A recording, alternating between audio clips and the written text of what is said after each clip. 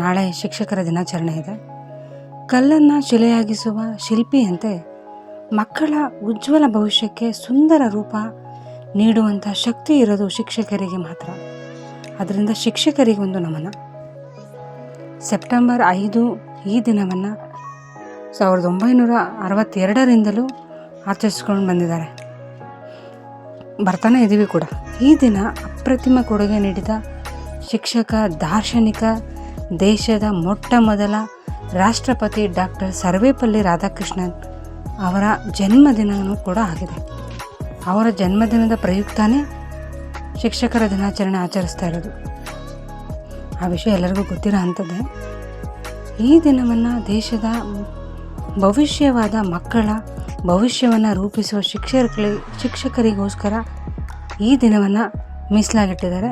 ಅದರಿಂದ ಅದನ್ನು ನಾವು ಆಚರಣೆ ಕೂಡ ಮಾಡ್ತೀವಿ. ಈ ಮೂಲಕ ನಾವೆಲ್ಲ ಶಿಕ್ಷಕರಿಗೆ ನೀಡುವ ಗೌರವ ಆಗಿರುತ್ತೆ. ವ್ಯಕ್ತಿಯ ಬದುಕಿನಲ್ಲಿ ಮುಂದೆ ಗುರು ಇರಬೇಕು, ಹಿಂದೆ ಗುರು ಇರಬೇಕು. ಆಗ ಮಾತ್ರ ಒಂದು ಒಳ್ಳೆಯ ಒಳಿತಿಗಾಗಿ ಒಂದು ಒಳ್ಳೆಯ ಭವಿಷ್ಯನ ರೂಪಿಸ್ಕೊಳ್ಳೋಕ್ಕೆ ಸಾಧ್ಯ ಆಗುತ್ತೆ ಅಂತ ಎಲ್ಲರೂ ಹೇಳ್ತೇವೆ. ನಾನು ಕೂಡ ಅದನ್ನು ಹೇಳ್ತೇನೆ. 1000 ದಿನ ಅಧ್ಯಯನದಲ್ಲಿ ತೊಡಗಿರೋದಕ್ಕಿಂತ ಒಂದು ದಿನ ಒಳ್ಳೆಯ ಗುರುವಿನ ಜೊತೆ ಇದ್ದರೆ ಸಾಕು, ಆ ಜೀವನ ಸಾರ್ಥಕ ಆಗುತ್ತೆ.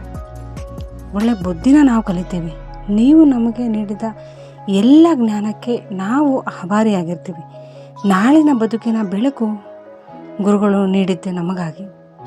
ಅಂದರೆ ಈ ಮಾತಿನ ಅರ್ಥ, ನಮ್ಮ ಉಜ್ವಲ ಭವಿಷ್ಯನ ರೂಪಿಸ್ಕೊಡೋಕ್ಕೆ ಕಾರಣ ಆದಂಥ ಪ್ರತಿಯೊಬ್ಬ ಗುರುಗಳಿಗೆ, ನಾನಾಗಿರ್ಬೋದು, ನೀವಾಗಿರ್ಬೋದು, ಮತ್ತೊಬ್ಬರಾಗಿರ್ಬೋದು, ನಾವೆಲ್ಲರೂ ನಮಗೋಸ್ಕರ ಯಾವೆಲ್ಲ ಶಿಕ್ಷಕರು ಒಳ್ಳೆಯದನ್ನು, ಒಳ್ಳೆ ಬುದ್ಧಿನ, ಒಳ್ಳೆ ಕೋಚಿಂಗ್ನ ಕೊಟ್ಟಿದ್ದೀರ, ಒಳ್ಳೆ ಶಿಕ್ಷಣನ ಕೊಟ್ಟಿದ್ದೀರ, ಅಂಥವ್ರಿಗೆ ನಾವು ಆಭಾರಿಯಾಗಿರ್ತೀವಿ. ತುಂಬ ಥ್ಯಾಂಕ್ಸ್ ಎಲ್ಲ ಟೀಚರ್ಸ್ಗೂ. ಮತ್ತೊಮ್ಮೆ ಶಿಕ್ಷಕರ ದಿನಾಚರಣೆ ಶುಭಾಶಯಗಳು. Teachers can make students life more bright. Teacher ಕೈಯಲ್ಲಿ ಮಾತ್ರ ಆಗುತ್ತೆ ಮಕ್ಕಳ ಭವಿಷ್ಯನ ಉಜ್ವಲ ಆಗ್ಸೋಕ್ಕೆ.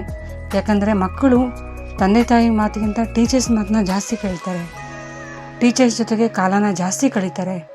ಹಾಗಾಗಿ ಪ್ರತಿಯೊಬ್ಬ ಶಿಕ್ಷಕರು ತನ್ನ ಸ್ಟೂಡೆಂಟ್ಸ್ಗೋಸ್ಕರ ಅವ್ರ ಜೀವನನೇ ಮುಡುಪಾಗಿಟ್ಟಿರ್ತಾರೆ. ಪ್ರತಿಯೊಬ್ಬ ಟೀಚರ್ಸು ಹಾಗೇ ಇರ್ತಾರೆ. ಹಾಗಾಗಿ ಅವಂಥವ್ರಿಗೋಸ್ಕರ ಹ್ಯಾಪಿ ಟೀಚರ್ಸ್ ಡೇ. ಒಂದು ಒಳ್ಳೆ ಪ್ರಪಂಚನ ನಿರ್ಮಾಣ ಆಗಬೇಕು ಅಂದರೆ ಟೀಚರ್ಸ್ ಕೈಯಲ್ಲಿ ಮಾತ್ರನೇ ಸಾಧ್ಯ. ಅದು ಒಂದು ಒಳ್ಳೆ ಭವಿಷ್ಯನ ಸ್ಟೂಡೆಂಟ್ಸ್ಗೆ ರೂಪಿಸ್ತೀರಾ. ನಿಮ್ಮೆಲ್ಲರಿಗೂ ಮತ್ತೊಮ್ಮೆ ಮಗದೊಮ್ಮೆ ಶಿಕ್ಷಕರ ದಿನಾಚರಣೆ ಶುಭಾಶಯಗಳು.